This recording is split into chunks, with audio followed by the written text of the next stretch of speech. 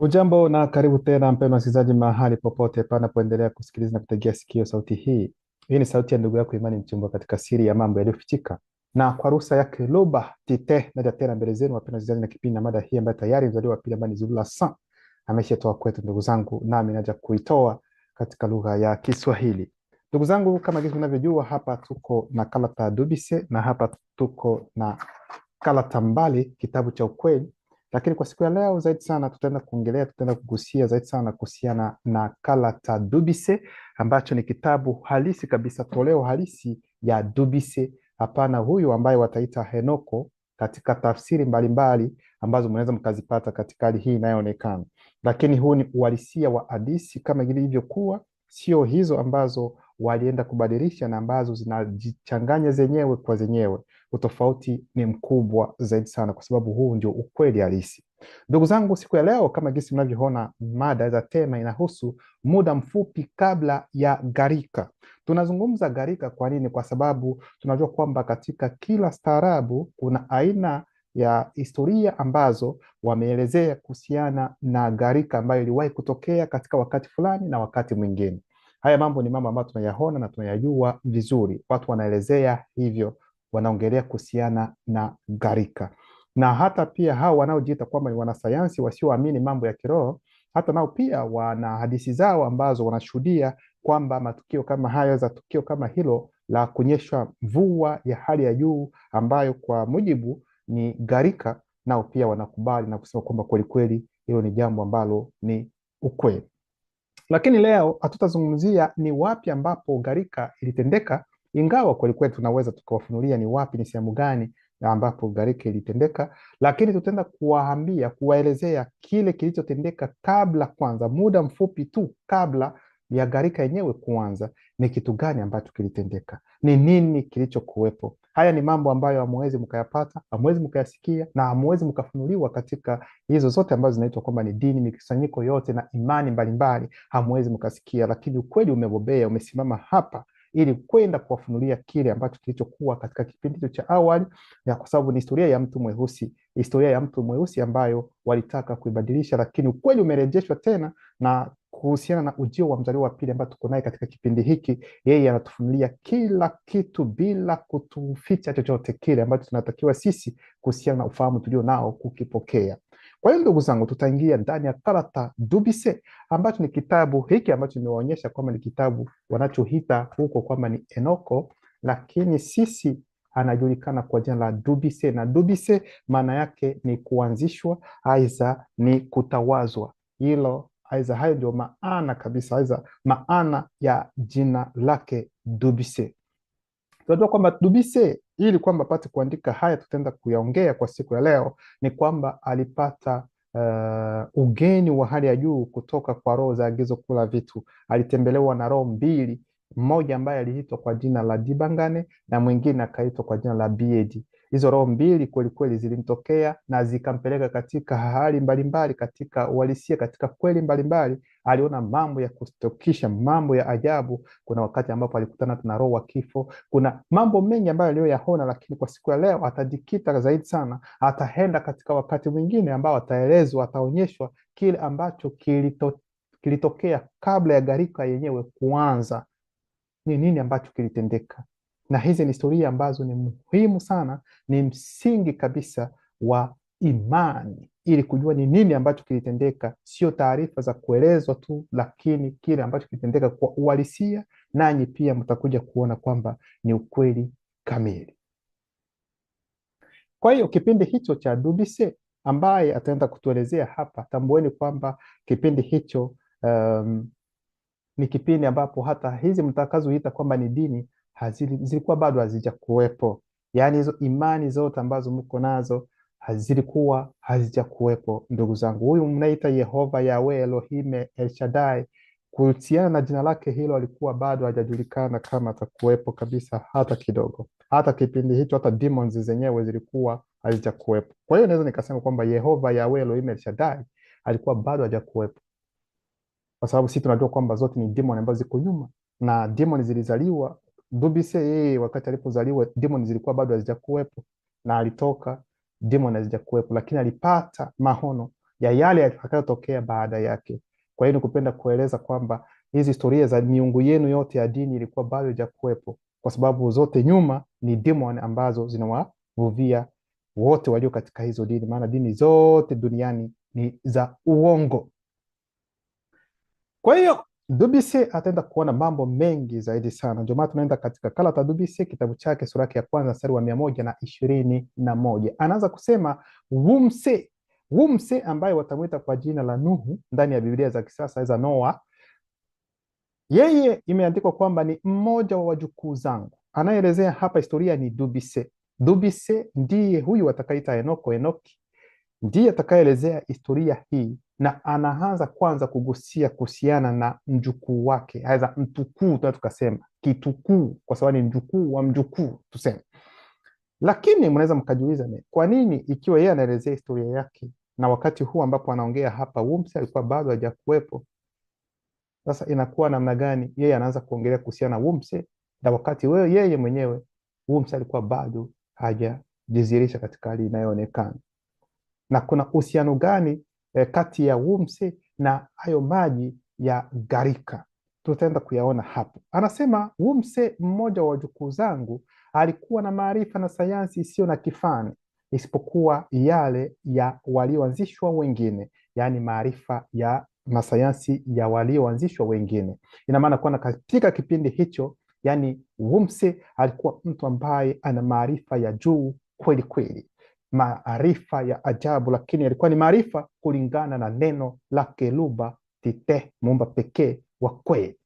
Kwa hiyo watu wengine wote, wanadamu wengine wote ambao hawakuwa kulingana na ukweli, yaani maarifa yao yalikuwa ni bure, ni sifuri, ukilinganisha na maarifa ya Wumse katika kipindi hicho. Sasa hapa tayari tumeshaanza kuona kwamba yeye ametambulisha na kusema Wumse ambaye ni mmoja wa jukuu zake alikuwa na maarifa na sayansi isiyo na kifani isipokuwa yale ya walioanzishwa wengine. Ndio maana tunaenda tena katika kitabu cha Dubise sura ya kwanza mstari wa 544 hadi 550. Inasema, wakati wa kuzaliwa kwa Wumse, roho za maji ambazo zina mamlaka juu ya maji ya gharika zilionekana na kusimama juu ya troposfea. Unatakiwa kuelewa kwamba wakati ambapo Wumse atakapozaliwa, wanamwambia kwamba kulikuwepo na roho za maji. Wanaposema roho za maji, za roho wasimamizi wa maji, na hayo maji yalikuwa ni maji ya gharika.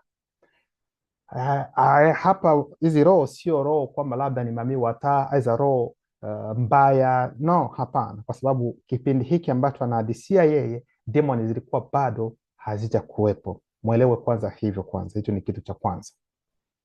Kwa hiyo wakati wa kuzaliwa kwa Wumse, roho za maji ambazo zina mamlaka juu ya maji ya gharika zilionekana na kusimama juu ya troposfea, kwa sababu kuna tabaka mbalimbali ili kwamba upate kutoka nje ya dunia. Yaani utakuta kuna tabaka mbalimbali, utakuta kuna hizo ambazo wanaita troposfea ambazo tumeongea, kuna mesosfea, kuna yani tabaka kabisa za kutosha ili kwamba utoke nje ya dunia hii. Kwa hiyo hizo roho ambazo zina mamlaka juu ya maji ya gharika zilisimama kwenye troposfea katika lengo gani? Wumse alikuwa na nywele nyeusi za kolokosi ambazo zinajikunja, yani wanasema afro katika usemi mwingine, kichwani mwake.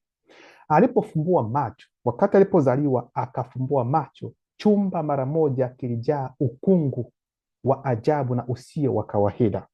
Kwa hiyo katika toleo mbalimbali za uongo za kitabu cha Henoko, watakuja kumfanya huyu watakayemuita kwa jina la Nuhu kuwa albino, kwamba Nuhu alikuwa ni albino, yani watamuonyesha kwamba yeye alikuwa ni wa rangi zingine, yani alikuwa ni albino.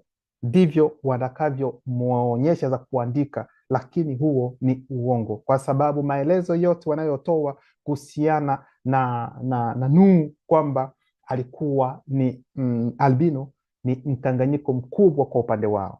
Maana nawaambia kila wakati kwamba historia ya Nuhu ni historia ya Wumse ambayo waliichukua wao wakabadilisha jina, wakasema kwamba ataitwa Nuhu aidha Noa, lakini uhalisia wa jina lake halisi ni Wumse, ambayo inamaanisha pumziko. Ndio maana yake, kwa sababu majina yana maana yake na maana ambayo ni muhimu zaidi sana.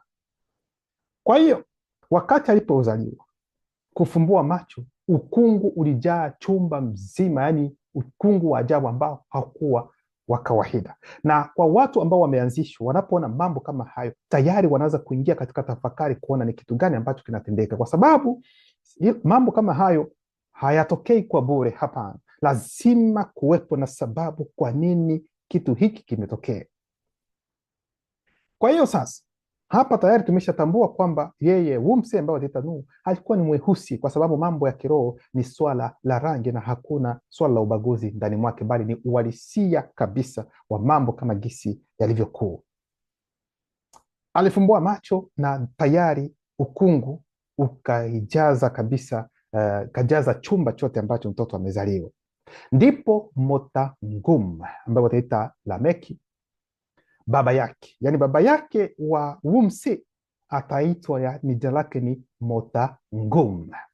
Motangum. Na mama yake Muyahu ndio mama yake wa Wumse, aitwa kwa jina la Muyahu. Wakastajabu mara moja. Wakastajabu ni kitu ambacho walikuambia kwamba hapa wanawaambia kwamba ni ukungu usio wa kawaida, ni kitu ambacho kinastajabisha. Hata wao wenyewe wakaingia katika maswali, na ndio maana akaona kwamba hizi swali ambazo mimi nimezipata baada ya kuona mtoto wangu amezaliwa na hii alama za ishara ambayo imeonekana, no, lazima hata kwanza niende kufanya, nipate mazungumzo, niulize, niongee na mtu, na huyo mtu tutaenda kujua ni mtu nani, aidha ni nani ambaye alienda kuongea naye ikumuulizia. Mara moja Motangum alikwenda kumwona Muketi ambaye wataita ndani ya Biblia za kisasa kwa jina la Metusela, na kumjulisha yote yaliyotokea. Huyu Muketi unatakiwa kuelewa kwamba ndio baba yake ya Motangum, yani ni babu yake wa Wumse, na huyu Muketi ndio mtoto wa nani? Wa Dubise. Kwa hiyo ndio mnaelewa kwamba kuna Dubise ambapo kuna Muketi, halafu kuna Mutangum, halafu kuna Wumse. Lakini Wumse hayuko peke yake, alikuwa na dada zake na kaka zake, lakini ninapoongelea kuhusiana kuzaliwa kwake yeye ndipo nafanya hivyo. Yaani hapa Motangum ambaye ni baba wa Wumse ataenda kuona baba yake pia ambaye ni Muketi, ili kumweleza kile ambacho kimetendeka wakati wa kuzaliwa kwake, na ni yeye ambaye ataenda kumfunulia pia kuhusiana na kile ambacho anafikiri labda ni hicho ambacho yeye mwenyewe amekiona. Basi Motangum akamwambia tena Muketi baba yake. Kwa hiyo Motangum alipofika sasa kwa baba yake, ataanza kumwelezea kile ambacho ameona na alichotafakari yeye. Baba yangu, nahisi rohoni mwangu kwamba udhihirisho huu wa ajabu ungekuwa ishara kwamba janga kubwa linakaribia kuikumba dunia. Kwa hiyo wakati alipoona mtoto wake amezaliwa na alipofumbua macho na ukungu ukajaa katika chumba, alielewa kwamba no, kuna jambo fulani ambalo litatokea katika dunia hii, na naona kwamba ni janga kubwa ambalo litatokea kweli kweli, na hayo nimeyahisi ndani ya roho yangu, hapana ndani ya mwili wangu. Aidha labda Mungu ameniambia, nimesikia, nimeambiwa, no, ndani mwake yeye, ndani ya roho yake akahisi kwamba ni hivyo, kwa sababu ni watu ambao wameanzishwa, walikuwa connected, walikuwa kweli katika kiroho, na mambo yanapotokea wanatafakari kama gesi yalivyo. Kwa hiyo akasema hivyo. Sasa tutasikia kile ambacho baba yake atakachomwambia baba yake ambaye anaitwa kwa jina la Muketi. Ndipo Muketi akamjibu mwanaye Motangum na kumwambia, kuna nukta mbili.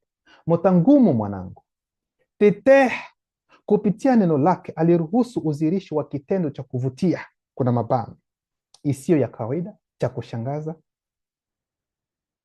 cha kustajabisha, chenye hisia, ambacho hakina ubishi na kuepukika. Maanake ni nini? Yaani baba yake ambaye ni Muketi anamfunulia mwanaye Motangumu kwamba ni kweli hicho ambacho umekipenya ndivyo ilivyo, lakini hilo janga ambalo umeliona kwamba linaweza likaikumba dunia, yani kuwe nini, kuwe kitu gani, lazima hilo janga litatokea, Yaani hata watu wafunge mfungo, waombe maombi ya namna gani, kitendo hicho, yaani janga hilo lazima litatokea, kwa sababu ni kitu ambacho tayari kimeshatabiriwa na kimeshaonekana tayari. Kwa hiyo ulipenya vizuri, lakini hakuna yeyote yule ambaye ataubadilisha huu mpango ambao upo tayari. Kwa hiyo ndio maana akaendelea kusema ole kubwa, kuna mabano, janga, ndio janga kubwa litatokea, ndio janga kubwa, akasema ndio janga kubwa litatokea duniani. Huo ndio ufunuo nilioupata kutoka kwa baba yangu Dubise pamoja na mama yangu. Mnaona tunasimama kwanza kwenye mkato. Kwa hiyo ni hivi, yaani Muketi ambaye ni baba yake ya Motangumu na Motangumu ambaye ni baba yake wa Wumse atamwambia mwanaye ambaye ni Motangumu kwamba hayo mambo ambayo umeyapenya ni mambo ambayo nilikuwa tayari nimeshaelezewa na baba yangu ambaye ni Dubise, ambaye utaita Enoch. Kwa hiyo baba mwenyewe alikuwa tayari ameshaona haya na akatuweka pamoja kabla ya kunyakuliwa kwake, akatuelezea kila kitu ambacho kitatendeka. Ataanza kutuanzisha, kutueleza mambo kadhaa, na kati ya mambo ambayo aliyotuelezea ni pamoja na hilo la mtoto wako kuzaliwa na kuwa mtu muhimu sana katika wakati wake, na atakuwa hifadhi, yani atawahifadhi viumbe katika hali inayoonekana katika kipindi fulani. Kwa hiyo lakini kitu ambacho kilikuwepo ni kwamba hawakutakiwa kuongea aidha kuambia watu hivyo. Hata wakati ambapo Wumse alipozaliwa ilikatazwa asielezwe chochote, lakini wao walikuwa tayari wameshajua ni nini ambacho kitatokea na atafanya nini, kwa sababu wenda mnaweza mkamwambia mtu mapema kwamba kutakutokea hivi na hivi, inaweza labda ikabadilisha kile ambacho mtoto angefanya angepaswa kutimiza. Kwa hiyo hicho kitu kilibaki kuwa siri. Lakini sasa hapa, kwa sababu tayari Mtangumu mwenyewe ameshapenya, ndipo sasa baba yake atamwambia kile ambacho alichoelezwa na baba yake Dubise kuhusiana na kuzaliwa kwa huyu mtoto ambaye ni Wumse.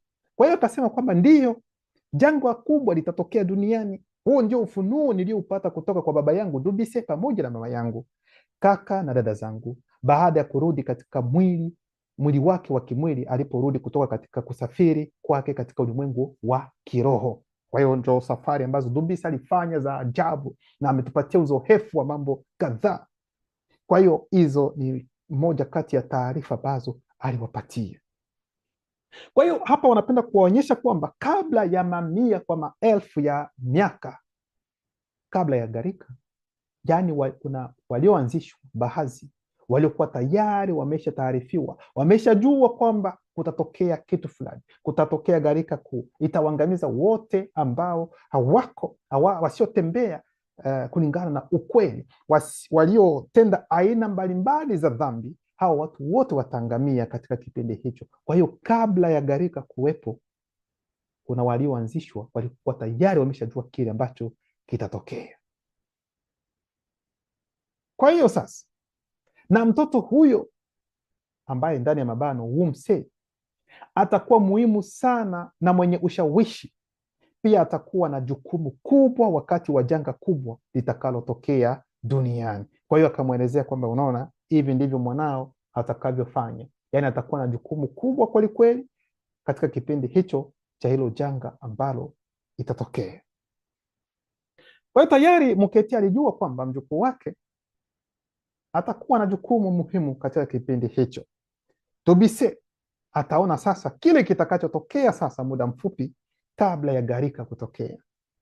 Sasa hapa anatuelezea katika Dubise sura yake ya kwanza mstari wa 122 hadi 143, nasema niliona jinsi bamuloloma bakombeji, yaani malaika walinzi wa Wumse na walioanzishwa wengine wa wakati huo walivyoanza kuhutubia Mutatiti kwa maneno haya. Maanake ni nini? Yaani kwa sababu katika kipindi hicho sasa vurugu zimeshaingia, yaani mseto umeingia, demon zimesha kuwepo, zimezaliwa. Malaika walioanguka tayari wamekuja kufanya kile ambacho wamefanya, wameingiza mseto. Wazungu wamezaliwa na kuzaliana tena, kukatokea damu mchanganyiko, vurugu. Yani ni kipindi ambacho kilikuwa cha hovyo katika muda huu ambapo rangi zingine zilipofika.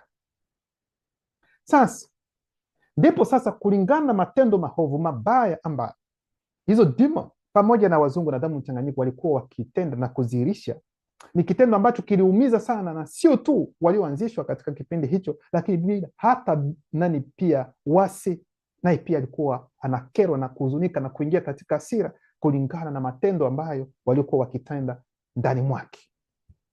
Kwa hiyo sasa ndipo sasa walioanzishwa pamoja na dunia wasi watalia, watahomba. Sasa maombi yao sasa yatachukuliwa na malaika, aidha tuseme wao wanasema malaika, lakini sisi tunasema ni bamululuma, lakini bamululuma ambao ni bamululuma bakombedi, ambao watatafsiri malaika walinzi wanani waumse pamoja na malaika walinzi wa walioanzishwa wengine. Wataanza, yani ni wao watakaoomba, walioanzishwa watahomba, alafu maombi yao sasa malaika wao walinzi ndio watakao yapeleka mbele ya mutatedi. Mutatedi kama jinsi mnavyojua ndiye roho anayewaongoza na kuwatawaza walioanzishwa. Sasa ndio maana mnatakiwa kuelewa kwamba ikiwa dhambi imefika kwenye, yani mambo mnapoona kwamba yanaendelea kuendelea, yani yameshakuwa sijui wao, jueni kwamba hapo angalisho, adhabu inaweza katokea muda wowote, kwa sababu ni pale ambapo dhambi imeiva kabisa, hapo ndipo kunatokea kitu bam, na kila kitu kinaharibika. Sasa ndio maana wanasema hapa kwamba mutatedi, wewe ambaye ni mmoja wa kaka zetu wakubwa, tunakujulisha, kuna mabano, ingawa unajua tayari, tunafunga mabano juu ya malalamiko ya wase. Yani wase analalamika, yani hiyo Afrika udongo unalalamika. Unafikiri kwamba kiko hapo tu, mnafanya mambo yote ambayo mnayoyafanya, lakini wase ana maarifa, ana akili, ana busara, anajua na ana hiari, anaweza akafanya kile anachokitaka. Mwelewe hivi, kwa sababu wa mamlaka pia amepewa wase. Kwa hiyo wase hapa wanasema tunakujulisha, ingawa unajua tayari, juu ya malalamiko ya wase na yale ya walioanzishwa mahali pasiri, mpangilio wa nyota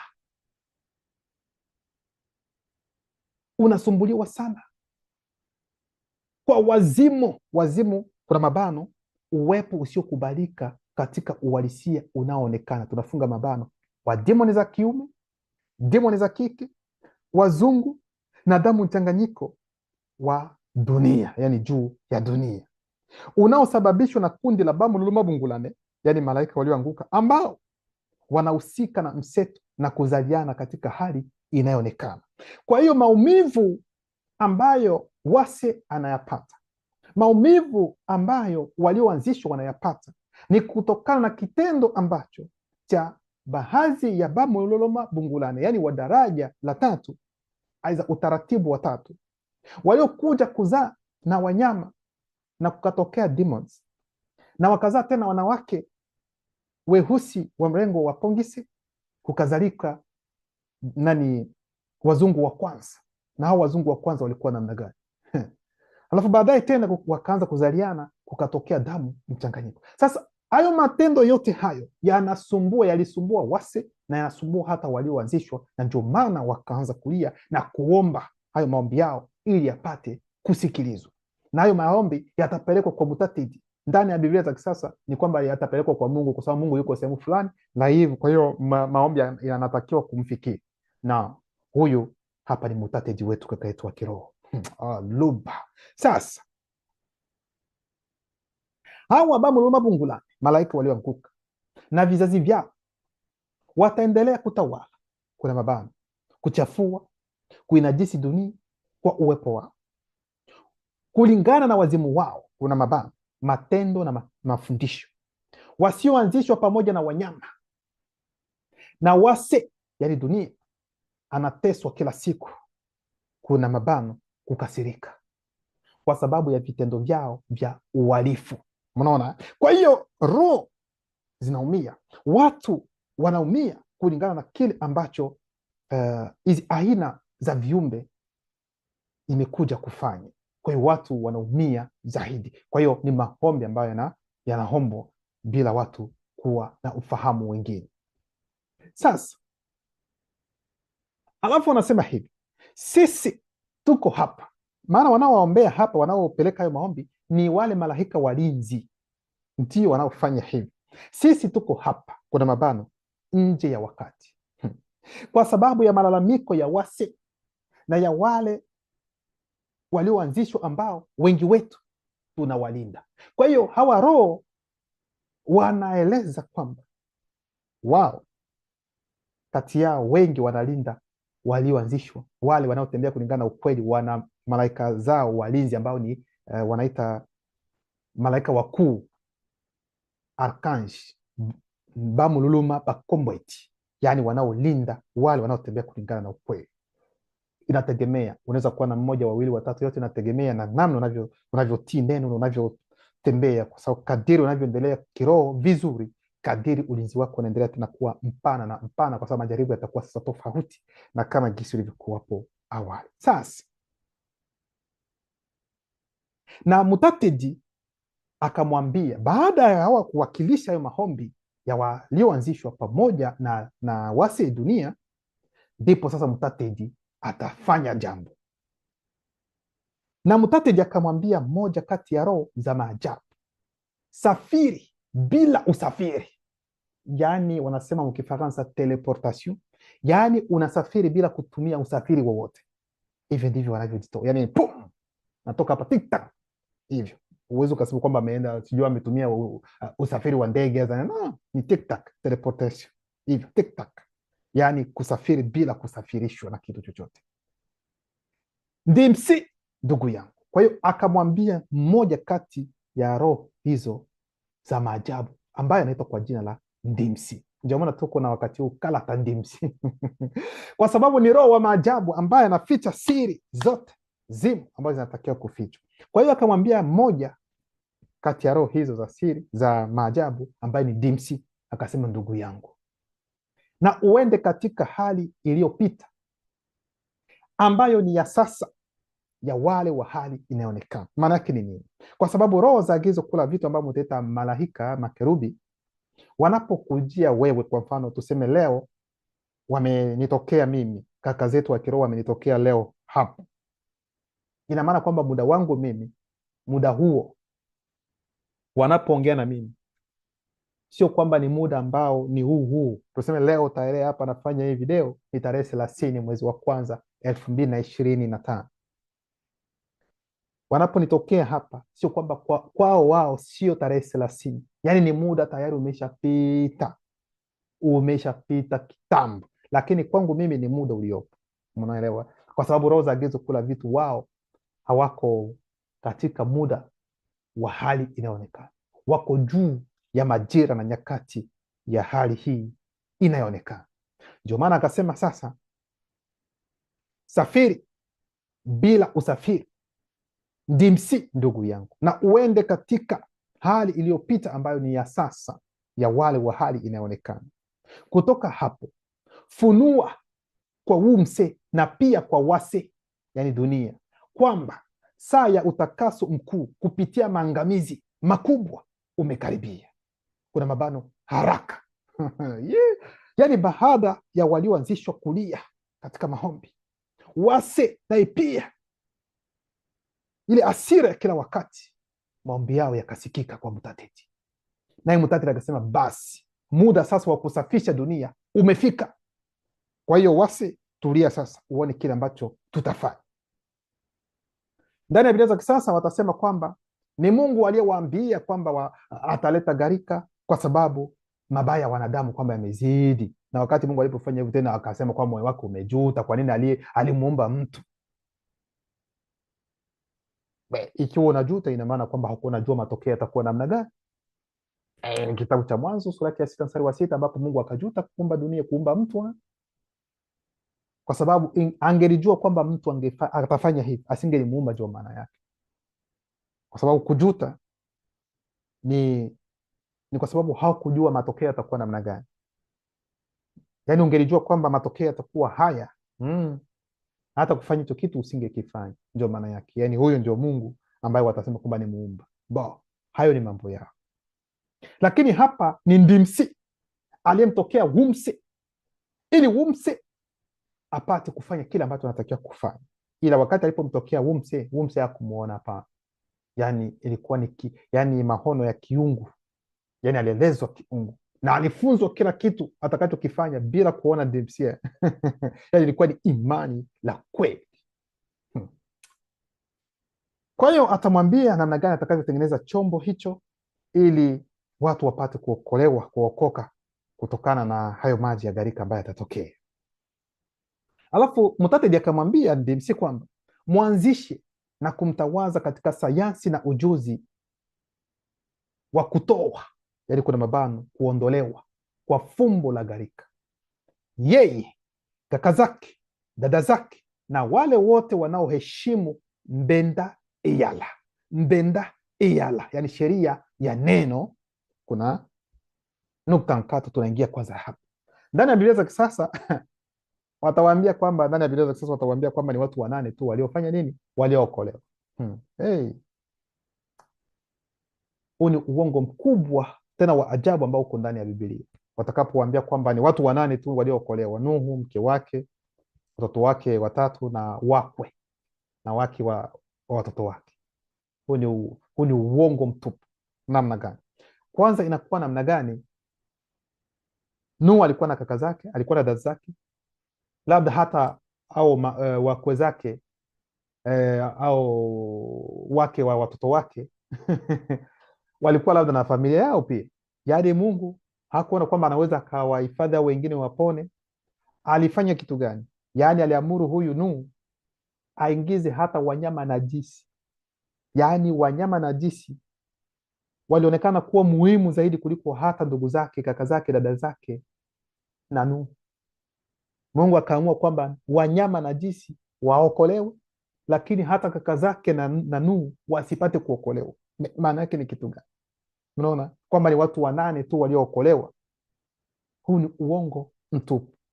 Huu ni uongo kwelikweli wa hali ya juu, na hili mnatakiwa kulielewa kwamba hawa jamaa ni wahongo kwelikweli. Hatutaingilia kuhusiana hiyo kwa sababu vipitisho vipo vingi vya kuonyesha kwamba haya mambo wanayoyafanya walioongea sio ukweli.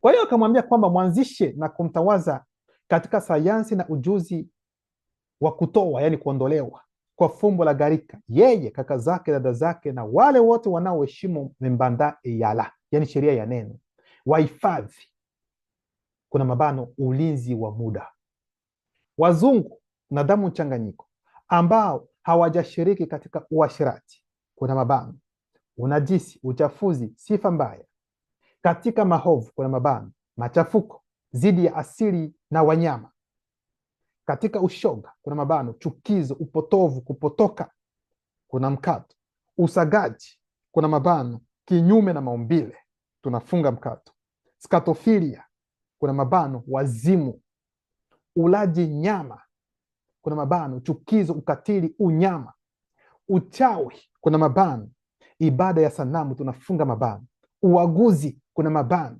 kurogwa, ulozi, tunafunga mabano, mauaji, kuna mabano, laana, hukumu, chukizo, tunafunga mabano, ubakaji, tunafungua mabano, uhalifu, ukatili, karaa, tunafunga mabano, na kulawiti kati ya wanaume, tunafungua mabano, wazungu na damu mchanganyiko, tunafunga mabano.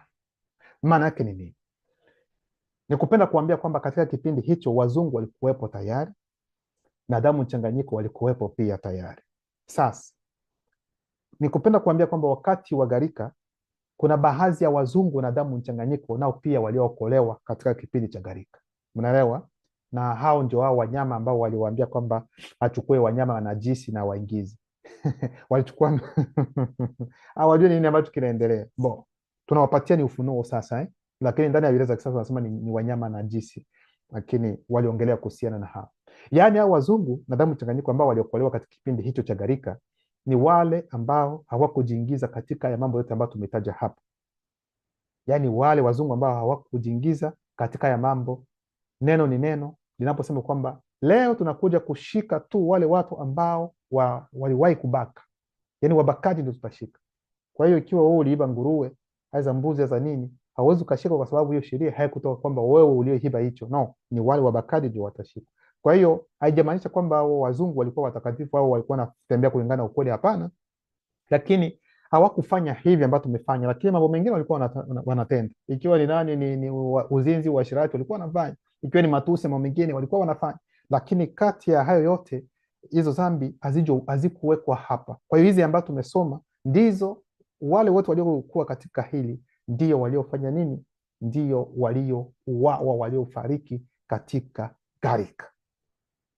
Kisha roho hii miongoni mwa roho za maajabu ilijisafirisha kutoka kwenye moja ya, kuna mabano, sehemu zilizo nje ya wakati, tunafunga mabano, mahali ambapo bamululuma ambao wataita malaika hujisafirisha ili kuja katika, kuna mabano, wakati uliopita ambao ni wakati wa sasa wa wale wa hali inayoonekana, tunafunga mabano, ulimwengu wa watu.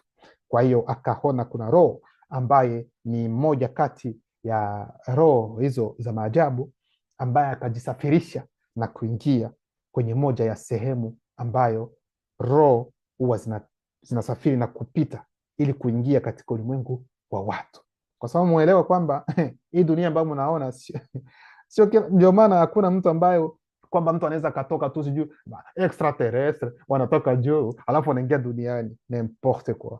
Extraterrestre, unajua extraterrestre ni nini? Dunia inalindwa, dunia inalindwa, japo extraterrestre azipo kama gisi nyinyi mnavyofikiri. Haya mafundisho tumeshayatoa. Kwa hiyo akaona kwamba akajisafirisha. Roho hii inajulikana kwa jina la ndimsi, ndivyo nilivyosema. Kuna mabano, mambo ya siri, ndio maana ya ndimsi, mambo ya siri, mkato yaliyofichika, mkato ya fumbo, tunafunga mabano. Hili ndilo jina Mutatedi alilomwita. Kwa hiyo akamwita kaka yangu Ndimsi, ndugu yangu Ndimsi, naye Wumse Dubise akasikia, akasema njo Ndimsi. Nilimwona Ndimsi akijisemea mwenyewe kiroho, lakini kuna mabano, aliyehonywa kiungu, tunafunga mabano, kwa Wumse kupitia mkondo wa roho yake, lakini Wumse hakuweza kumwona. Ndimsi alimfunulia Wumse siri za sayansi na ujuzi uliokatazwa, kuna mabano, sayansi ya ujuzi wa kutoa, yani kuondoa, tunafunga mabano, ya siri ya gharika. Ndimsi alimfunulia jinsi ilimbidi kujenga chombo kikubwa chenye umbo la piramidi pamoja na kaka dada zake na walioanzishwa. Wumse alimuuliza Ndimsi, kwa nini chombo kiwe na umbo la piramidi? Piramidi inawakilisha nini? Kuna mkato. Kwa hiyo kuna alama ya kuuliza. Kwa hiyo hapa ni kupenda kuambia kwamba sio Wamisri waliokuwa wa kwanza kuanza mambo ya kujenga piramidi. Kwa hiyo hicho chombo, kuna vyombo, yani teknolojia ilikuwepo tayari. Sasa ikiwa Wumse anauliza hapa, anasema sio kwamba hajajua kwamba piramidi hazipo, no, anajua kwamba zipo, lakini anauliza kwa nini hichi chombo sasa kinatakiwa kiwe na umbo la piramidi? Na hapo sasa kitawakilisha, hiyo piramidi inawakilisha sasa kitu gani? Ndipo Ndimsi akamjibu Wumse na kusema, makala, yani ndio piramidi, makala ndio piramidi, inawakilisha jombela mundima mindima mabondene. Narudilia, inawakilisha jombela mundima mindima bondene, yani mlango wa ulimwengu wa roho za juu hadi ule wa ulimwengu wa watu walioanzishwa. Hivyo ndivyo inavyowakilisha piramidi.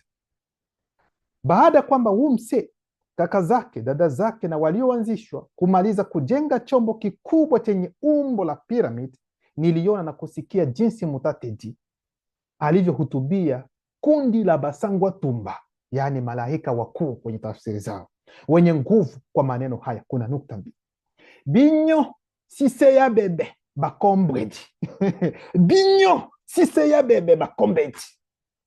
Maana ni nini? Njooni karibu walinzi, ndio maana yake. Na motote abonsane badi bombe, yani kila mtu na achukue chombo chake cha maangamizi. Hapa tunaongea kwenye lugha ya asili. Loba muledi. Niliona basangwa tumba 7 wenye nguvu wakija, na kila mmoja wao alikuwa na chombo chake cha kuangamiza, kusambaratisha ndani ya mabaa. Basangwa tumba ambao wataita malaika wakuu, wote ni wa jamii nyeusi. Hapa ndipo Dubise anawaelezea watu kujua kwamba yani roho zote za agizo kula vitu ni watu weusi. Malaika, makerubi, bashirafi, nani wote ni watu weusi, lakini wa kiroho. Ndio maana nao pia ni batu, lakini wa kiroho, kama vile tulivyo sisi watu weusi ndio watu. Maana mtu ni mtu mweusi, mwanadamu sio mtu, na mtu sio mwanadamu. Ili mnatakiwa kuelewa. Kwa hiyo wanaposema kwamba inamaanisha kitu kimoja tu, hata mtu mwanadamu ni mtu tu, no, hizo ni tafsiri zao, waongee kama jinsi wanavyopenda, lakini sisi tunawaambia huo sio ukweli. Mwanadamu ni yule ambaye si mtu, yani si mweusi. Basi hilo lieleweke vizuri, kwa sababu sio kwa bure unafikia kwamba wanaweka maneno mawili, mtu na mwanadamu, unafikiri wataweka kwa sababu waweke. Ikiwa yote ni kitu kimoja, kwa nini waweke sasa mtu tena mwanadamu? Mtumie busara. Sasa walikuwa na mionekano ya kuvutia na ya kutisha, na walipewa uwezo upitao ufahamu wote katika hali inayoonekana. Walikuwa wamevaa nguo za kitani na mkanda wa dhahabu safi viunoni mwao. Nyuso zao ziling'aa kama umeme, macho yao yalikuwa kama miali ya moto wakao, mikono na miguu yao ilimeta kama shaba iliyoyeyushwa, na mlio wa sauti yao ilikuwa ya ajabu. Pia niliona kwamba mwonekano, yani upande wa maangamizi wa kila sangwa tuba ambayo utaita malaika mkuu, ulikuwa kama makaa ya moto uwakao. Kilikuwa kama mwonekano wa mienge unaowaka, na moto wa fahamu uliwazunguka. Mutateji akawaambia tena, kuweni, kuna mabano, daima bila huruma, na msitumie mazingatio yoyote dhidi ya demoni za jamii zote. Wafanyeni wote watoweke kimwili, kuna mabano, pamoja na nafsi zao, tunafunga mabano, mpaka kuangamizwa kabisa kwa miili yao inayoonekana. Roho zao hazitapaa, lakini zitabaki katika upande usioonekana wa hali inayoonekana, na hivyo zitaitwa roho mbaya, roho najisi. Nasikia hapa, yani kabla ya gharika kutokea, kukaja basangwa tumba 7, yani roho ambao waliangamiza mihili na nafsi zote za demons. Zikabaki tu roho hapo tu, ambazo ni roho chafu, roho mbaya.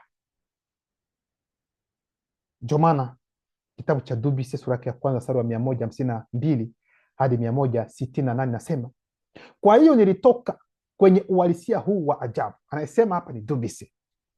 Kwa hiyo nilitoka kwenye uhalisia huu wa ajabu sana, kisha nikaona basangwa tumba wakijisafirisha katika wakati uliopita, ambao ni muda wa sasa wa wale wa hali inayoonekana. Kutoka hapo walipiga kiroho kupitia hali inayoonekana kwa kasi ipitayo ile ya mwanga, na vilio vya maombolezo, kuna mabano, mateso, maumivu, ukiwa, kuna mabano, uchungu, hofu na woga vilisikika. Mlezi nakwambia ilikuwa ni wakati ya ajabu, yani usitamani kuwepo, na kwa kweli hatu kuwepo. Ndivyo anavyotuelezea, ilikuwa ni hali ambayo ya kutisha kipindi hicho.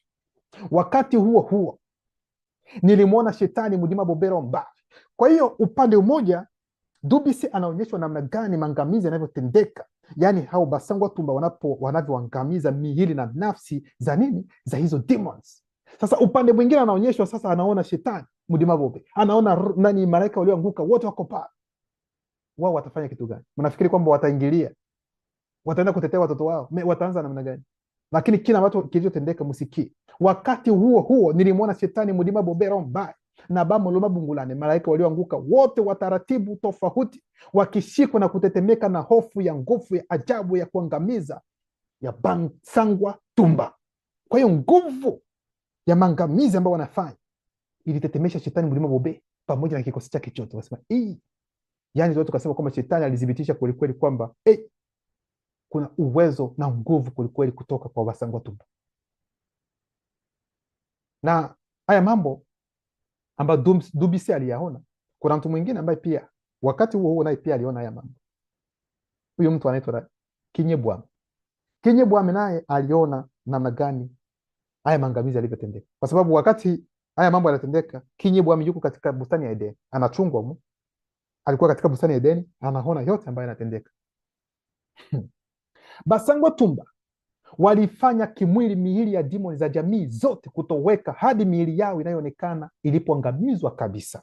Wumse, kaka zake, dada zake na wale wote kuna bana walioanzishwa na sehemu kubwa ya wanyama wanaoheshimu ebenda yala, yani sheria ya neno, walifurahi kwa sababu ya adhabu ya haki ambayo Basangwa Tumba walitekeleza.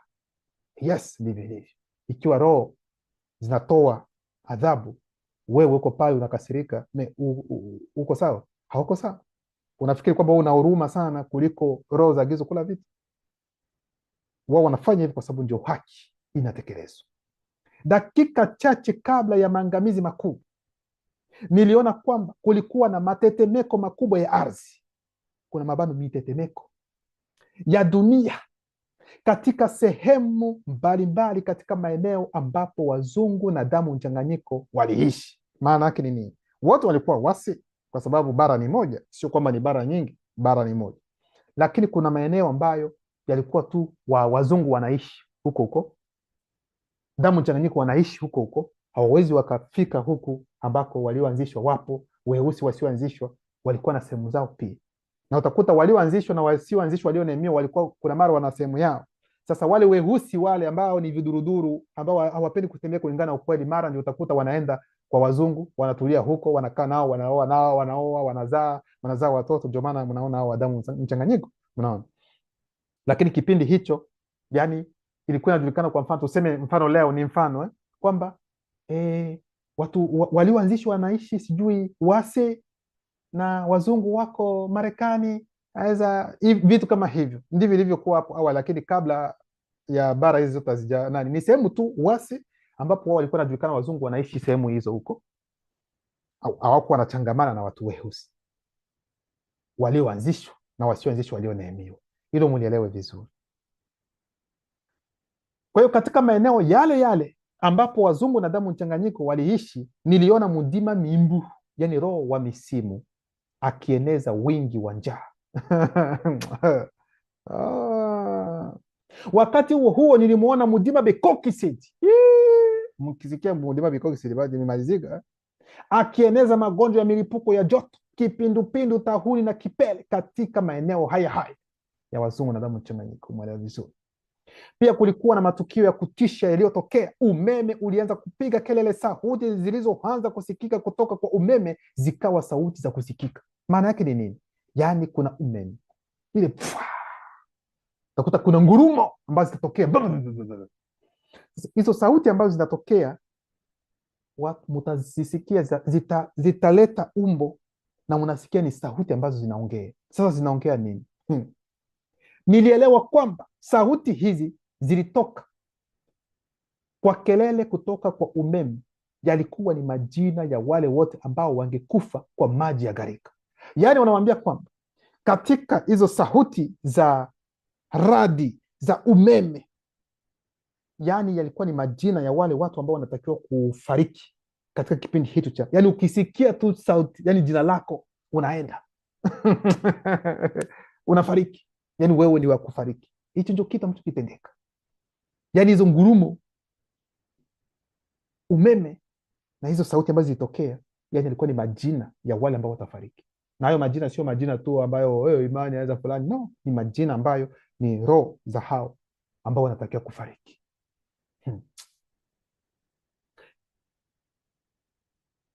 Katika ulimwengu, ishara za ajabu zilionekana kupitia uingiliaji kati wa roho walinzi wa sayansi ya ulimwengu. Wasioanzishwa, wazungu na damu mchanganyiko hawakushuku kuwa ni gharika iliyokuwa inakuja juu ya ardhi, isipokuwa walioanzishwa na wanyama wachache wanaojulikana. Wao walitambua. Niliona roho za maji zilizo na mamlaka juu ya maji ya gharika zikiamuru mawingu ya juu. Roho hizi za maji zilizo na mamlaka juu ya maji ya gharika zilifungua milango ya mbinguni kwa uwezo, kisha maji yakavuma katika anga inayoonekana. Roho hizi za maji zilisababisha mawingu ya zoruba ya tabaka nyingi kupanda na kutokeza umeme na radi pamoja na vimbunga duniani kote. Kisha nikaona mvua kubwa ya zoruba ya nguvu nyingi sana, yenye nguvu na uharibifu, ikinyesha bila kukatizwa duniani. Wakati huo nilimwona Wumse akifuatana na kitivo chake cha hiari cha ufanisi, pamoja na kaka zake, dada zake, na walioanzishwa wengine na wasioanzishwa kadhaa. Kwa hiyo wale waliopona, ulikuwa wasioanzishwa pia, baadhi walipona ambao walikuwa na maadili mema, ambao wakufanya mambo kama hayo, wazungu baadhi, na damu mchanganyiko baadhi pia. Walioanzishwa wote walipona katika kipindi hicho cha gharika. Kwa hiyo hatuwezi tukaelezea sasa hapa kwamba katika wakati huu ni nini kilichotendeka zaidi katika gharika sasa yenyewe, lakini tunajua kwamba wale waliotakiwa kuangamizwa waliangamizwa. Kwa hiyo ilikuwa tu ni kuwapatia tu mpate picha ya nini kilichotendeka kabla ya gharika kuanza, ni nini ambacho kilitendeka. Haya ni mambo ambayo hamwezi mkayapata sehemu zozote zile katika hii mikusanyiko ambao wanaita kwamba ni ya dini. Ukweli uko hapa, ndugu zangu. Kwa nini mnaogopa?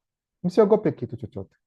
Huu ndio ukweli. Chunguzeni tu na mtaona kwamba hakuna hila katika mafundisho haya. Loba anaendelea kujitukuza.